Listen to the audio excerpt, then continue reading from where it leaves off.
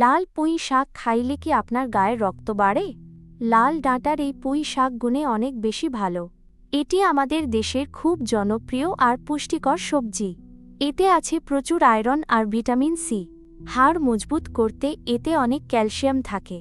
এতে থাকা ফাইবার আপনার পেট পরিষ্কার রাখে। লাল পুঁই শাক খাইলে আপনার চোখের জ্যোতি বাড়ে।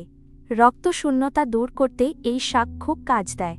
হার্ট ভালো রাখতে আর প্রেশার কমাতে এটি খান। ডায়াবেটিস নিয়ন্ত্রণে রাখতে এই সবজি নিয়মিত খেতে পারেন। শরীরের রোগ প্রতিরোধ ক্ষমতা অনেক বাড়ায় এই শাক। নিয়মিত খাইলে আপনার শরীর অনেক সতেজ থাকবে। লাল পুঁই শাক রান্না করা একদম সহজ। প্রথমে শাক ভালো করে ধুয়ে ছোট পিস করুন। ইলিশ মাছের মাথা দিয়ে পুঁই শাক রাঁধুন। কুমড়া আর চিংড়ি দিয়েও এই তরকারি দারুণ লাগে। রসুন দিয়ে ভাজি করলেও খেতে খুব ভালো লাগে। দুপুরের গরম ভাতের সাথে এই শাক খান। আজই বাজার থেকে এক আঁটি লাল পুঁই আনুন। সুস্থ থাকতে টাটকা দেশি সবজি খাওয়ার অভ্যাস করুন।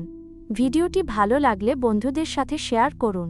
কাল কি নিয়ে জানতে চান কমেন্টে লিখে জানান। সবাই অনেক ভালো থাকুন আর সুস্থ থাকুন। ধন্যবাদ।